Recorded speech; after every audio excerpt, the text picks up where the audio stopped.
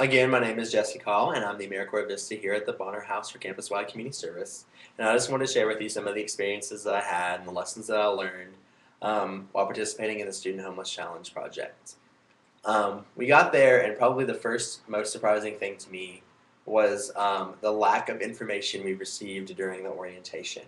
I really thought that we would get more information than we did.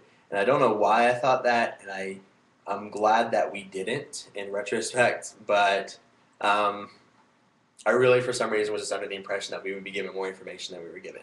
So let me tell you what information we were given. We were just given information that we were to stay in Northwest, the Northwest section or quarter or whatever you want to call it of Washington. That we were to meet up with our guides at 9 o'clock, a block from the White House, and that we were to check in again in 24 hours at the NCH offices. And we were told that there was one resource that we weren't supposed to go to. And we were given these cards, these kind of fold-out cards, and they were supposed to list resources that were available to us in Northwest that we could go to get different things. And it's the same cards that they kind of give out to anyone who is experiencing homelessness in, I guess, real life.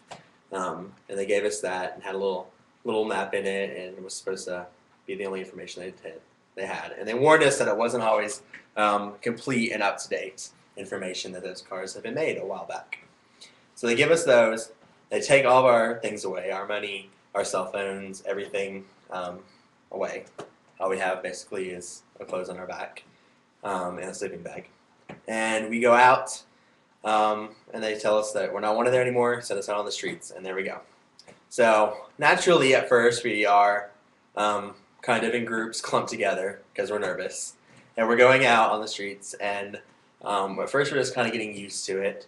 A lot of us don't quite have the homeless look going on yet because we've just started, and we didn't really know, what do we need to do to look homeless? That's a subjective question. So we're out there, and we're just kind of walking around and seeing DC, and trying to, get used to this idea. One of the first places that we stopped in my group was at a cathedral, a very beautiful cathedral, not too far away from the NCH offices, and they actually had open doors at that time, so we just kind of went in and tried out, just sitting there and lounging, taking a break, and I actually expected to be kicked out rather quickly, and we were never kicked out, so that was a pleasant surprise, although we were watched for a period of time. Someone came out of their office and kind of hid back in the altar area and kind of just kept eyes on us for a while, and then they finally went back to their office, realizing that we weren't doing anything other than just sitting there. We sat there for a while and talked to each other, and then we decided we were going to, go out and do something else. One of our first things was to find something to drink. Actually, someone in our group found out that a place was giving away free water, so naturally we're all over there taking advantage of that. With our sleeping bags in hand, we're out there kind of sitting on their outside restaurant area, and getting the stare down, but also not getting shooed away. So this is a consistent thing happening on the first day. We're not being completely thrown out like I kind of expected, but we're being almost intimidated by the people who are in the places that we are because of our appearance and just general suspicion. I don't know, it may not necessarily be because we're homeless looking yet, but it might have just been because we were looking with sleeping bags in a huge group. So it could be that. I don't know, but we'll see. I don't really know. Later on, we decided that we should try to get food, and we looked in the card because we started about 2 o'clock. So after all that time, it was getting close to food time, especially because I remember looking at the card that food was at 5 at the place that I saw, because on the card there was only one place that was offering dinner on weekdays, and that was this thing called McKenna's Wagon. And the address given in the card was at 5th in New York, which was very, very far away from where we were. And so we go to all the trouble of walking there, and we get to 5th in New York, and we're all tired and frustrated, and we don't see anything. We don't see anything at all that looks like a soup kitchen. We don't see anything at all that looks like a van delivering food. We see nothing. We see a Safeway store on the corner and a police precinct, or what appears to be a police precinct, but apparently it's just this weird substation. So naturally we're a little frustrated because we're hungry now, and we are out there, and we've walked all this way just to get food, and we don't know what to do. So I walk into the Safeway, and there's a little Starbucks counter there, and there's actually a police officer conversing with the um, employee working there at Starbucks, and he kind of stares at me a little as I come in, and I stand behind him in line like I'm getting ready to go up and ask this woman if she knows where McKenna's wagon is. And I've got the homeless look going on, and even the homeless voice, just because I had gone into the weekend with a cold. So I don't know if there's a quote unquote homeless voice, but kind of like that Hollywood homeless voice, the graspy voice. I had that going on, and so I walk in there, and I was like, he finally looks at me, and he's like, "Can I help you with something?" And I wasn't really there to ask him a question. I was going to ask the Starbucks lady. But I was like, yeah, actually, I'm trying to find McKenna's wagon. And he's like, oh, I don't know what that is.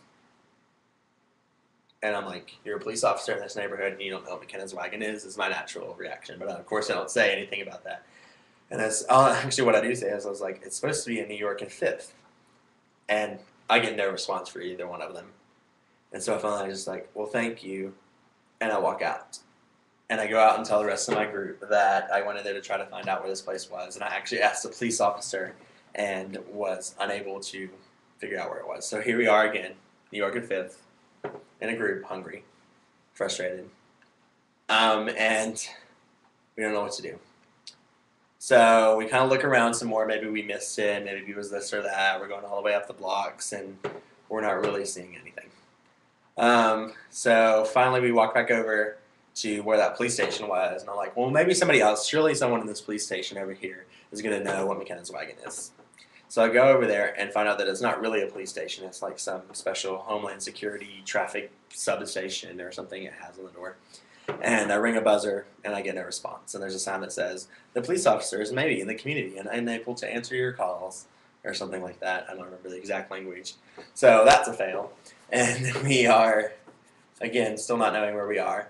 And I see someone who, I guess, appears to be homeless. And I go up and I ask him, I'm like, do you know where food is? And we have a little bit of a language barrier thing because I believe he spoke Spanish. And we finally, break that down. And he's like, oh, food, yeah, yeah. And he points right across the street. And there's this abandoned looking building and that we kind of decided wasn't a shelter. And we're like, oh, well, it must be that. It must be that, crappy looking rundown building. I guess, that's what it is. So we walk across the street to go there. And we're looking around, and there's like this buzzer and these things, and there's nothing in that building. That building is completely empty. And so we're frustrated again. That's not food. That's not it. But we see down the street a little further past that building, we see some homeless-looking people. And so we are like, oh, what's that? And as we start to walk down the street, a man is coming towards us, and he's like, oh, they got all sorts of good food down here for you guys. So I guess he saw that we were looking for food. And there it was. McKenna's wagon is probably 2 blocks away from New York and 5th, down here in this empty vacant lot. And so we finally find it. And it's actually a great meal. It was soup, and we actually got like 3 sandwiches, a bag of cookies, and a cup full of soup. We had to wait in line for soup and sandwiches separately, but it turned out to be like a really, really good meal. And we were hungry, so that was good. Although, to be fair, I was like, when they hand it to you, they do it to everyone. They give you 3 sandwiches, and I'm like, I'm not that hungry. I don't need 3 sandwiches, but I just take them. And I understand now why they do that, just because you need food throughout the entire day, and they only do this once a day. But what I did with my extra sandwiches, I went around to other people and gave them away, which was actually harder to do than you thought, because most of them were like, no, I don't really need that either. I don't want that sandwich, but I was only able to give them away. So we get food, and we're feeling better. And then we also go over and we stay in Lafayette Park, right across from the White House. And we just kind of sit around there. And that's one of the things that you notice a lot about the homeless challenge, is that you spend a lot of time sitting around doing nothing. You can panhandle, but you only do that for so much time, and it even gets annoying to you. And then also, so you do a lot of sitting, and when you're sitting, you do a lot of thinking. And that was probably one of the realizations that I had the most of the challenge about, and a new kind of sympathy for people who fall victim to substance abuse during their homelessness.